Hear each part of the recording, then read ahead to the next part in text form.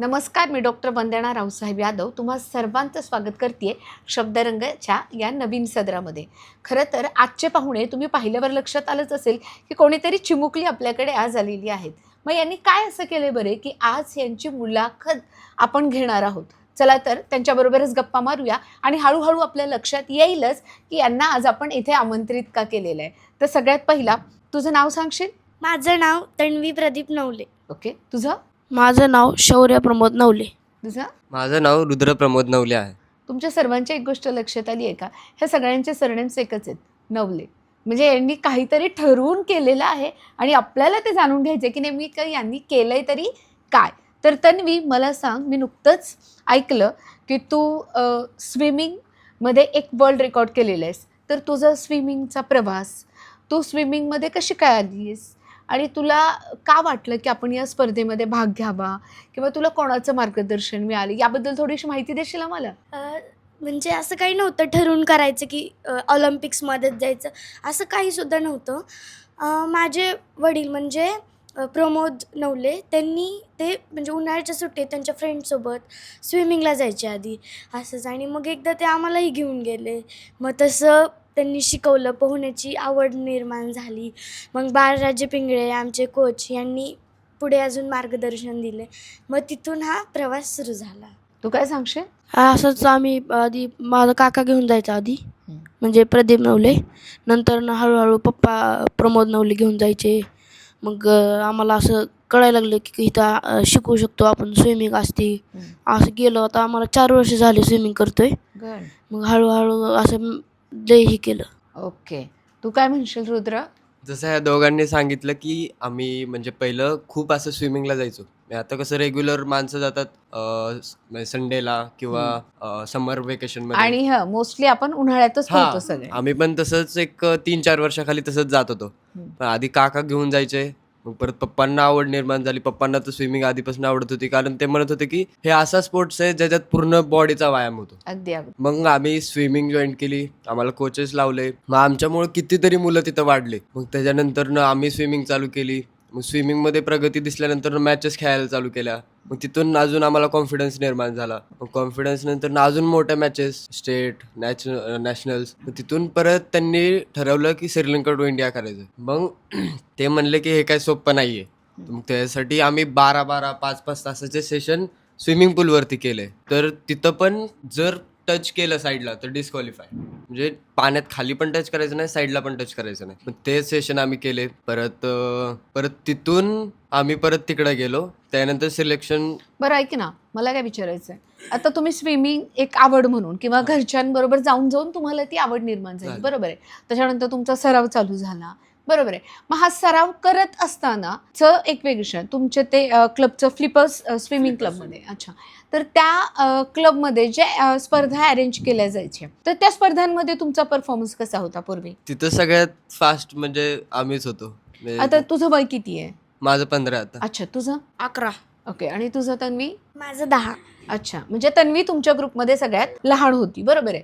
मग जेव्हा घरातली माणसं किंवा तुमचे कोच ठरवतात की बाबा अमुक अमुक स्पर्धेसाठी आपल्याला जायचं आहे, बरोबर आहे, मग तेव्हा तुम्ही वयाने जास्त होता दोघंही, बरोबर आहे. किंवा आपल्या समाजामध्ये असतं की मुलींना बाबा अरे यार नको, तुम्ही चाललायत ना दोघं, तुम्ही जावा. मग असं तन्वी तुला काही वाटलं का घरात की तुझं वय कमी आहे किंवा तू मुलगी आहेस, असं काही? नाही, कधीच नाही. माझ्या वडिलांनी इतकं मला सपोर्ट केला, म्हणजे खूप सपोर्ट केला. तिघांनाही खूप सपोर्ट केला. आणि म्हणजे असं कधीच नाही की तू लहान आहेस नको जाऊ, असं कधीच नाही केलं. अच्छा, मग मला अजून एक विचारायचं आहे की जेव्हा तुमची ही स्पर्धा फायनल झाली, कुठली, श्रीलंकेपासून ते भारतातल्या धनुष्कोडीपर्यंत तुम्हाला पोहता यायचं होतं. अंतर किती आहे माहिती आहे तुम्हाला? हो. आणि स्विमिंगची स्पर्धा ठरली तेव्हा अंतर माहिती होतं का? सरांनी अचानक तिकडे गेल्यावर सांगितलं? नाही. माहिती होतं. अच्छा, आता आमचे जे सगळे प्रेक्षक आहेत ना, किंवा तुम्हाला बघणारी जी मुलं आहेत, जी हे इंटरव्ह्यू ऐकतात, त्या मुलांना आता एवढा कॉन्सेप्ट क्लिअर आहे की श्रीलंकेतला तुम्ही बाय प्लेन गेलात श्रीलंकेला? कसे गेलात श्रीलंकेला? नाही, आम्ही बोटमध्ये गेलो. वाव. तिथे आम्ही म्हणजे रामेश्वरममध्ये तिथे आमचे पासपोर्ट चेक झाले, अच्छा, आधार कार्ड वगैरे. मग हां. तिथून आम्हाला एक बोट भेटली. हां. तिथून आम्ही त्या म्हणजे तिथे गेलो, म्हणजे ओके. श्रीलंकेकडे. तलाई मुनार या ठिकाणाहून तुमचं हो, स्विमिंग हो. चालू झालं. मला विचारायचं आहे, म्हणजे खूप जणांना असा हा प्रश्न पडला असेल माहिती का आता, अरे यार स्विमिंग तर चालू झालंय आणि तुमचे रेकॉर्ड्स अप्रॉक्सिमेटली 14 आवर्स आणि पुढचे आहेत. मग मला विचारायचं की तुम्ही जेव्हा पोहायला चालू केलं तेव्हा त्यानंतर एक अर्धा तासाने, पाऊण तासाने, 1 तासाने, आता ऊन आहे खूप, म्हणजे तुमचं ह्याच महिन्यातली अचिव्हमेंट आहे, तर मग तुम्हाला भूक लागली नाही का, तहान लागली नाही का, मग तेव्हा काय सोय? आम्ही म्हणजे लिक्विड घेत होतो ना, म्हणजे आम्ही डायरेक्ट जे चपातीतनं भेटतं, जे जेवणामधनं भेटतं, कार्बोहायड्रेट वगैरे एनर्जी, ते आम्ही डायरेक्ट लिक्विडमधनंच घेत होतो. म्हणजे तुम्ही पोहता पोहता तुम्हाला तो एक्सक्यूज होता म्हणजे थांबायचं. हा, काय म्हणजे करतो म्हणजे आता जर जे प्रोडक्ट म्हणजे आपण सॉलिड मधून घेतो तेच लिक्विड मध्ये, फक्त ते काय करायचे की आता समजा बॉटल आहे, हा. त्या बॉटल मध्ये ते लिक्विड करून देणार आणि ते फेकणार आमच्याकडे. ते अच्छा, आम्ही प्यायचं आणि बॉटल वापस फेकायची, टच काही नाही करायचं. हा, बोटला बाकी touch कुठल्या करू शकत कशाला नाही, टच कुठेच करू touch शकत करू नव्हतं. म्हणजे तो महत्वाचा नियम आहे की हा. जेव्हा तुम्ही कुठल्याही स्विमिंगच्या स्पर्धेमध्ये भाग घेता तेव्हा तुम्ही अदर थिंग्सला टच करू शकत नाही. नाही. म्हणजे आता नव्याने जे आपले स्विमर्स येणार आहेत, ज्यांना यांना बघून कदाचित प्रेरणा मिळणार आहे की स्विमिंग कॉम्पिटिशनमध्ये, तर महत्वाचा नियम काय आहे बघा, तुम्हाला कुठल्याही वस्तूला, कुठल्याही आजूबाजूच्या ऑब्जेक्ट्सला टच करायचं नाहीये. आणि हे वाटतं तेवढं सोपं नाहीये, कारण आपण पोहत असताना सगळ्यात पहिला पटकन आधार शोधतो, कारण एवढा वेळ पाण्यामध्ये राहणं हे सुद्धा साधी गोष्ट नाहीये.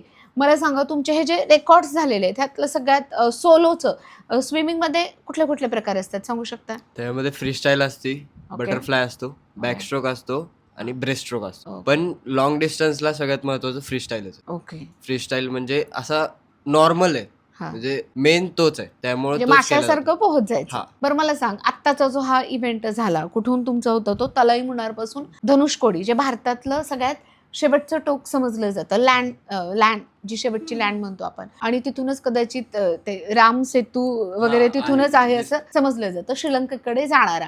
मग तो खरं तर जेव्हा तुम्ही स्पर्धा ठरवली तर तो एक ऐतिहासिक मार्ग सुद्धा आपण त्याला म्हणू हा. शकतो, समुद्री मार्ग. मग तुम्हाला कसं वाटलं तिथे गेल्यावर, अरे हाच तो रस्ता जो आपल्याला आजी आजोबा सांगत होते आतापासून ऐकलंय. गोष्टीमध्ये? हा. एक्झॅक्टली. मग नाही ते काय पण feel? ते वातावरण इतकं मस्त आहे तिथं, म्हणजे सांगूच शकत नाही. सॅटेलाइट नाही, म्हणजे ते काय म्हणतात त्याला, बोट्सला दिशा दाखवतात त्याला. दिशादर्शक बोटचे हा. तुमचे. ओके, परत म्हणजे असं मधून रोड आहे, साईडला समुद्र आहे, ह्या साईडला पण समुद्र समुद्र आहे, आहे, हो. असा एंड. परत तिथं गेल्यानंतर म्हणजे असं समुद्र मस्त दिसतंय आपल्या साईडचं, एकदम मस्त, खालचे मासे दिसत आहेत. परत तिथनं 2 बोट होत्या आमच्यासोबत, एक मोठ्या, मग ते सगळे आम्ही एका बोटमध्ये बसलो. जाताना जेलीफिश खाली दिसत होते, त्यावरून डोक्यात येत होतं की येताना कसं यायचंय, ते जेलीफिश आले आडव्या. तर मग तिथं गेल्यानंतर सकाळी गेलो, पण सकाळी म्हणजे रात्री काय झालं की 3 वाजेपर्यंत पाऊस चालू झालता आणि बोटमध्ये असं काय नव्हतं की रूम मध्ये झोपायला, हा. एकदम वरतीच, Open आणि boat. ओपन वरती सगळं. हा. आणि 3ला पाऊस चालू झाला आणि आम्हाला तर 5:30ला पाण्यात उतरायचं होतं, त्यामुळे रात्री झोप झाली नाही. मग तरी आम्ही 6ला उतरलो पाण्यात, मग रात्री इकडं. म्हणजे संध्याकाळी स्विमिंग केलं तुम्ही का सकाळी 6ला? सकाळी 6ला उतरलो, पण रात्री 7:30-8 पर्यंत पाण्यात होतो. म्हणजे खूप खूप मोठा कालावधी तुम्ही पाण्यामध्ये घालवलेला आहे.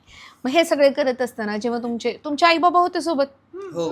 दोघंही होते? म्हणजे बाबा होते. आई. बारकी डिंगी बोट म्हणून असते, मग हा. ते बारक्या बोट वरती आमचे पॅरेंट्स होते जे खायला देत होते. अच्छा, आणि मदर बोट म्हणून असते जी आम्हाला दिशा दाखवत होती, त्याच्यामध्ये आमचे सगळे मदर्स होते. अच्छा. म्हणजे सगळे तुम्ही सोबत हा, गेला होता, सगळे. म्हणजे एक family trip with world record असं तयार झालं. आता स्विमिंग मध्ये तिथे 2 प्रकारच्या कॉम्पिटिशन्स होत्या, रिले एक प्रकार आणि रिले. सोलो. तर मग कोणी सोलो केले आणि कोणी रिले केले? सोलो बद्दल तन्वी सांगशील? तुम्ही दोघं सांगा. सोलो म्हणजे सोलो स्विमिंग नेमकी असते काय, आपल्याला कळायला पाहिजे ना. उद्या आपण जर काही स्विमिंग मध्ये काही करायचं म्हटलं तर आपल्याला माहिती हवे. तर सोलो बद्दल माहिती देशील? सोलो म्हणजे एकट्याने सगळं पूर्ण करायचं. हा, पूर्ण म्हणजे तो जो ट्रॅक होता तर line 30 म्हणणार किलोमीटर्सचा. ते रामेश्वरम पूर्ण एकट्याने करायचं, त्याला Okay. सोलो एकट्याने करायचं. मग त्याच्यामध्ये आम्ही खूप म्हणजे हे केलं ना, पूर्ण केलं ना ते. हा. मग ते पूर्ण करायचं म्हणजे सोलो असं म्हणतात त्याला.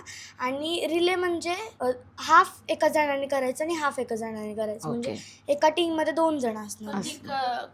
कधी पण उतरू शकतात दोघं. म्हणजे आता ह्याने 10 मिनिट केलं, परत ती उतरणार आणि ही वरी जाणार, परत ही 10 मिनिटांनी उतरू शकते, असं. सोपं कुठलं आहे? रिले. एक्झॅक्टली. रिले बद्दल सांगशील का थोडस? आता रिले म्हणजे कसं असते, जसं रनिंग मध्ये हाफ 200चा असेल तर 100 मीटर हे एक जण करणार आणि 100 मीटर एक जण करणार. ओके. तसंच स्विमिंग मध्ये पण असते. तर मग 15 किलोमीटर्स मी करणार आणि 15 किलोमीटर्स जो माझा पार्टनर आहे तो करणार. ते 15 किलोमीटर्स करण्यामध्ये कसं असतं की म्हणजे आता बोटवरती चढणं, बोटवरतून खाली उतरणं. बोट काय बारक्या नसतात, खूप मोठ्या असतात. हो. मग त्याच्यामध्ये पाय सटकला तर ते बोट खाली जातात, बोटच्या पात्या असतात, मग ते बोट लागणार, हे होणार. आणि तिथं मिठाचं पाणी असतं, त्यामुळे रिकव्हरी पायाला लागलेली लवकर होत नाही. तर मग त्यामुळे रिले हे खूप रिस्की आहे. अच्छा, म्हणजे सोलो पण जितका अवघड आहे, रिले तितकंच रिस्की आहे. म्हणजे स्विमिंग थोडक्यात कुठल्याही इव्हेंटमध्ये भाग घ्यायचा म्हणजे जेवढं स्टेडियममध्ये सोपं वाटतंय तेवढं बाहेर नाहीये.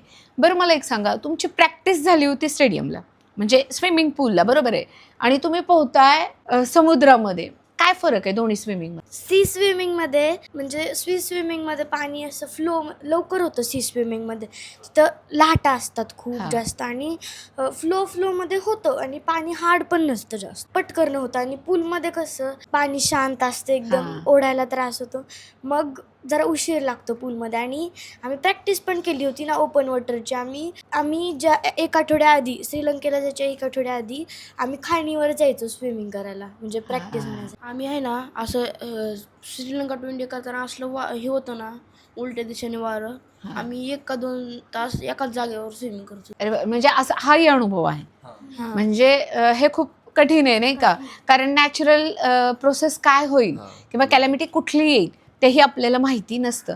मग त्याच्यासाठी तुम्ही प्रिपेअर होतात का? समजा पाऊस आला, वादळ आलं. ह्यासाठी तर होतो, पण ह्यासाठी नव्हतं की आम्ही एका जागेवर 2 तास पवल, हे आम्हाला माहित नव्हतं. आम्हाला परत सांगितलं की तुम्ही एकाच जागेवर 2 तास पवत होते, बोटने अँगर खाली टाकले होते, तुम्ही जागेवरच होते. अरे बापरे, बरं. वारं पुन्हा येत होतं आम्हाला तरी. उलट. पण असं ह्याच्या आधी झालंय, पण इतकं हे नव्हतं झालं, म्हणजे जागेवर स्थिर पोवायचं हे नव्हतं झालं. मोठ्या लाटांचं झालं होतं. ते गुजरातला गेलो होतो आम्ही पोवायला, परत मालवणला गेलो, केरळाला गेलो, मग खूप पोवलं आम्ही, त्यामुळे तिथं एक्सपिरियन्स कामाला आला. पण असं कधीच झालं नव्हतं की आम्ही 2 तास एका जागेवर एका पोवलो. जागेवर. कारण फ्लो उलटा होता, आमच्या विरुद्ध दिशेने होता. मग तुम्हाला तेव्हा असं वाटलं का नाही आता होत नाही, गिव्हअप करावं?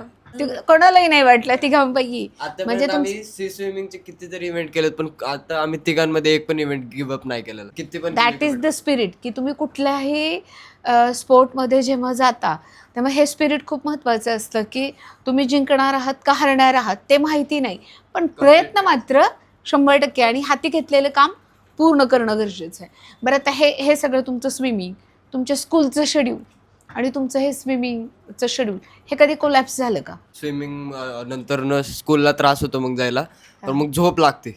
वर्कआउट खूप झाला ना, ब्रेन असं हे करतो, म्हणजे रिकव्हरीसाठी हे करतो, वेळ मग. तर मग ते झोप लागायला लागते. मग स्कूलला बुडते जरा कधी कधी, मग स्कूल नाही जाणं, मग रेस्ट घ्यायचं. मग दुपारी रेस्ट घेतलं तर दुपार होती की मग दुपारी स्विमिंगला अजून एकदा ती कंटिन्यू राहते. मग कधीतरी मग शाळेला गेलं की मग आलं की म्हणजे जे काय मील्स आहेत ते घेणं, प्रोटीन हे घेणं, परत वापस जाणं, मग आलं की जेवण करून डायरेक्ट. तुमचे जेवण कशी नॉर्मल होतं का डाएट होतं, प्लॅन होता? म्हणजे श्रीलंकेच्या आधी तर म्हणजे पूर्ण डाएट होतं, पण आता रेग्युलर आहे, पण बाहेरचं खाणं बंद आहे. बाहेरचं खाणं कसं मग तुम्ही काहीच नाही खाऊ शकत बाहेरचं? नाही, बाहेरचं नाही.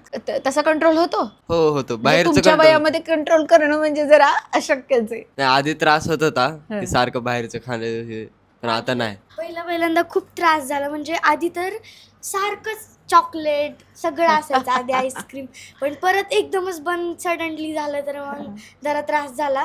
आणि श्रीलंकेच्या आधी आम्ही प्रॉपर डाएट करत होतो, म्हणजे ह्या टायमिंगला हेच खायचं. त्या टायमिंगला खूप डाएट झाला आमचं. आम्हाला आहे ना असं आधी 5 तासाचे सेशन झाले, परत एकदम ठरवलं 12 तासाचं करायचं. मी झोपलो नाही, एक वाजता उतरलेलो डायरेक्ट, रात्री 1 वाजता उतरलेलो, परत दुपारी 1 वाजता बाहेर. बापरे, म्हणजे 12 तासाचं सेशन? हा, स्विमिंग पूल केलो इथं. बापरे, हो, पण स्विमिंग पूलमध्ये सुद्धा 12 तास पोहायचं किंवा 12 तास पाण्यात राहायचं, हे ऐकायलाच म्हणजे अविश्वसनीय वाटतंय खरं तर. आणि तुम्ही लहानाने हे स्विमिंग केलंय. पूलवर जरा अवघड होतं, म्हणजे तिथल्या तिथंच गोल फिरायचं आहे ना, म्हणून जरा झोप लागते, होते, म्हणजे काही वाटत नाही जास्त. आणि पण सी स्विमिंगमध्ये असं काही वाटत नाही, पुढं जातो ना आपण, पण पूलमध्ये तिथल्या तिथंच हे करायचंय. सी स्विमिंगमध्ये उलट मला काय वाटलं माहिती का, की पूलमध्ये सोपं आहे, लाटांमध्ये अवघड आहे खरं तर. पण तुम्ही तर उलट सांगताय की लाटांमध्ये उलट ते आता सोपं आहे. सवय झाली ना, एक्सपिरियन्स सगळीकडचा आल्यामुळं सगळीकडे सोपं झालं. हा, म्हणजे त्या फ्लोचा तुम्ही स्विमिंग करताना वापर वापर घेताय. करून घेतो. हा. त्या टायडल एनर्जीचं तुम्ही हा. स्वतःच्या मस्क्युलर एनर्जीमध्ये कन्वर्ट करताय. ओके, म्हणजे कुठलीही संकट आलं तरी त्याला आपल्यासारखं कसं करायचं हे खूप महत्वाचं आहे स्विमिंग. बरं, अजून मला एक प्रश्न विचारायचा आहे की तुमच्या बरोबर बार्शीतले बरीचशी मुलं पण होती ना हो. स्विमिंगला, मग त्यातले किती जण तुम्ही प्रॅक्टिस करत होतात आणि किती जण सिलेक्ट झाले तिकडे श्रीलंका टू म्हणजे आम्ही इंडिया? स्वतः ग्रुप हा, हे सिलेक्शनचं काय नव्हतं, म्हणजे हे स्वतः ऑर्गनाईज केलं होतं आम्ही. अच्छा. म्हणजे हे असं हे नाही की त्यांनी ऑर्गनाईज केले आपल्याला पार्टिसिपेट करायचं त्याला सिलेक्शन. पण त्याच्यासाठी हे होतं की म्हणजे त्या मुलांनी 15 किलोमीटरचा इव्हेंट केलेला पाहिजे, अच्छा. ते म्हणजे मॅचेस खेळलेले पाहिजे समुद्रात, तर इकडे येऊ शकतो. हो ना. कारण ते नेव्ही परमिशन देत नाही. नाहीतर नाही. पुणे मुंबईमध्ये ते नेव्हीकडे परमिशन घ्यायला गेले, त्यांनी ते विचारलं हे सगळं, तर मग सगळे परमिशन्स होते, त्यानंतर आम्ही सगळे गेलो. त्याच्यासाठी तुमचं तिकडे काही परमिशन घेताना डेमो वगैरे घेतला का? नाही काय? नाही ना, म्हणजे तुमच्या आधीच्या सर्टिफिकेट्सनी तुम्हाला हा मार्ग मोकळा झाला. ह्याच्या आधी एक मुलगी होती GRI म्हणून, तिचाही रेकॉर्ड होता आधी. हा. मग आम्ही ठरवलं परत ही रेकॉर्ड. तिचं किती तासांचं रेकॉर्ड होतं? तिचा 14 तासाचाच होत, 13-14 तासाचा, पण ती पॅरा स्विमर आहे, म्हणजे हा आणि आमचं वेगळं थोडं वेगळं. हा, अच्छा. पॅरा स्विमरचं वेगळ्या कॅटेगरीमध्ये येतं आणि सोलो स्विमर्सचे वेगळे. अच्छा, म्हणजे आता तन्वीचं जे वर्ल्ड रेकॉर्ड झालेलं आहे म्हणजे ते आता तोडायचं म्हणजे कठीणच आहे, कारण तिने सोलो स्विमिंग केलंय. 30 किलोमीटर आहे आणि सगळ्यात म्हणजे तिचं वय 9 होतं. त्यावेळेस 9 होतं. 1 वर्ष झालंय आता. 10 एप्रिल होतं ना तेव्हा हा. 1 वर्ष कंप्लीट. 1 वर्ष 10 एप्रिलला ह्या. केलं होतं आणि आज 13 एप्रिल आहे. एक्झॅक्टली. 14. म्हणजे तू वयाच्या 9व्या वर्षीच हे रेकॉर्ड ब्रेक केलेलं आहे. आणि तुझं पण रेकॉर्ड आहे ना सोलोचं? तुझं काय आहे? 10 वर्ष असतानाच माझं मुलांमध्ये रेकॉर्ड आहे. हा, आणि तुझं मुलींमध्ये. वाव, म्हणजे बघा, आपल्याला माहितीही नाहीये की बार्शीमध्ये एवढ्या छान प्रकारचं स्विमिंग क्लासेस चालतात. आणि फक्त क्लासेसच नाही तर त्या मुलं जे स्किल त्यांनी अडॉप्ट केलेले आहेत ते स्किल इतके छान प्रमाणे ते म्हणजे एक्झिक्यूट करताय. तुम्ही पूलमध्ये शिकताय आणि तुम्ही रेकॉर्ड सी स्विमिंगमध्ये करताय. ही खरं तर तुमच्या कोचची सुद्धा फार मोठी सक्सेस आहे. ठरवलेलं होतं की करायचं, म्हणजे खूप खूप 1-2 वर्ष झालं, म्हणजे खूप लहान असताना मी सगळ्यांनी ठरवलेलं की करायचं बाबा, करायचं. आम्ही ह्याला गेलो होतो गुजरातला पहिल्या वेळेस, तेव्हा काही झालं नाही एवढं. पण दुसऱ्या वेळेस जेव्हा गेलो गुजरातला तेव्हा एक्सपिरियन्स आला आम्हाला. आणि ती GRI तिच्या वडील तिथे आले, ते गुजरातचे. त्यांनी गाईड केलं आम्हाला, मार्गदर्शन केलं कसं असतं. आणि मग तिथून आमचं पुढचं ट्रेनिंग सुरू झालं, म्हणजे पूर्ण श्रीलंका टूर. बरं, मला एक सांगा, आता एवढं सगळी अचिव्हमेंट झाल्यानंतर म्हणजे किंवा हे सगळं ट्रेनिंग चालू असताना कोच सर खूप कडक असतात ना, मग कोच सरांबद्दल बोला ना. खूप स्ट्रिक्ट पण आहे, कारण शिस्तीशिवाय यश मिळत नाही हे निश्चित आहे, बरोबर आहे. मग अशा वेळेस कोच किती शिस्तीचे आहेत ते नितांत गरजेचं आहे. सर आम्हाला म्हणतात की स्विमिंग करताना कोच आहे, पण वरी आले की तुमचा मी मित्र आहे. त्यांच्या काही विशेष टिप्स होत्या का? ते खूप हे लाड पण करतात आणि मारतात पण आणि ओरडतात पण, म्हणजे कारण ते गरजेचं आहे. हा. म्हणजे तिथपर्यंत पोहोचलो, आता इथपर्यंत पोहोचलो, त्यांना माहिती ते कसं पोहोचवलंय. तर आता कसं होतं एखादा की असा प्रसंग तुम्हाला सांगता येईल जेव्हा तुम्ही ओरडा खाल्ला सरांचा? खूप वेळा खूप रोज म्हणजे आता मॅचेसला गेलो तर मॅचेसला आम्हाला म्हणजे रूमच्या बाहेर येऊ देत नव्हते. आता बॉडीची एनर्जी वेस्ट नाही झाली Waste पाहिजे. नाही. झोपायचं, खाण्यासाठी बाहेर यायचं, झोपायचं, बोलायचं नाही जास्त कोणासोबत. एनर्जी वेस्ट होती, Waste खूप एनर्जी होती, वेस्ट हो. होती. आणि स्विमिंग मध्ये खूप एनर्जी लागती, खूप लागते. लागतीच, पूर्ण बॉडीची एनर्जी लागते. म्हणजे समजा असं तुम्हाला कधी वाटलं का अरे नाही बाबा उगाच मला बळजबरी स्विमिंग मध्ये टाकले, मला नकोय, आणि कोच सर तुम्हाला दाबतायत, नाही नाही करायचंच, असं कधी होतं का? नाही, कधी सुद्धा नाही, म्हणजे कधीच होत नाही. सर खूप म्हणजे त्यांना असं वाटतं की माझं स्टुडंट आहे, ह्यानी यायलाच पाहिजे, रँक करायलाच पाहिजे. आणि ज्या वेळेस थोडं आमचं चुकतं, म्हणजे टायमिंगवर येत नाही किंवा थोडं फार चुकतं, तेव्हा आम्हाला ओरडतात पण आणि आमच्याशी कधी कधी बोलत पण नाहीत. मग ते जरा त्यांना असं होतं ना की असतं. स्टुडंट माझं यायलाच पाहिजे. आणि गुरु शिवाय विद्येला फळ मिळत नाही म्हणतात ते अगदी खरंय. म्हणजे शिक्षक जितका प्रेमळ असायला हवा तितकाच कडक शिस्तीचा पण असायला हवा. मनापासून ते शिकवतात ना, म्हणजे सगळं मनापासून करतात. आणि तुम्ही मनापासून शिकलात पण. तुमच्या यशाने ते सिद्ध करून दाखवलं की त्यांनी जे जे तुम्हाला दिलं ते सगळं तुम्ही अगदी मन भरून घेतलंय.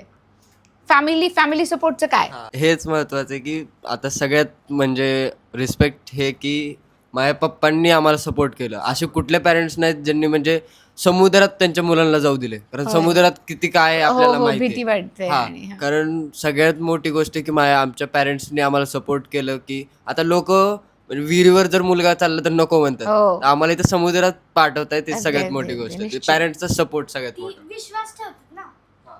विश्वास ठेवतात की हा ही करून दाखवेल, करून असं दाखवेल. नाही अगदी की अगदी तिला एवढा रिस्पेक्ट आहे माझी, करून दाखवेल. आणि बाकीचे पॅरेंट्स कसे असतात, त्यांना हे करत असतात, प्रेशर देत असतात की तुला स्कूलचं पण करायचं, स्विमिंगचं पण पण. तसं करायचं. नाही, तुला जसं जमते तसं तसं कर. कर. आणि ही मोकळीक माणसाला पुढे झेप घेण्यासाठी हा. खूप गरजेची आहे. आणि आम्ही स्विमिंग करताना आहे ना, एका पण पॅरेंट्सनी जेवलं नाही का, की आम्ही खाल्लंच नाही ना काही, हा. म्हणून त्यांनी सुद्धा काहीच त्यांनी खाल्लं सुद्धा नाही. वरती काहीच काही केलं सुद्धा नाही. नाही अन्न खाल्लं. सुद्धा खाल्लं नाही. हे हे खूप महत्वाचं असतं. फॅमिली सपोर्ट, शिक्षकांचा सपोर्ट, ह्या दोन्ही एकत्र जेव्हा येतात तेव्हा इतिहास घडतो असं म्हणतात. तर पुढच्या तुमच्या कारकिर्दीला, तुमच्या इथून पुढचे जेवढे इव्हेंट असू देत, अजून तुम्ही वेगवेगळे रेकॉर्ड्स करावेत. ह्या शब्दरंगाच्या टीमकडून तुम्हाला खूप खूप शुभेच्छा. आणि Thank you. आजचं सत्र आपण इथंच थांबतोय.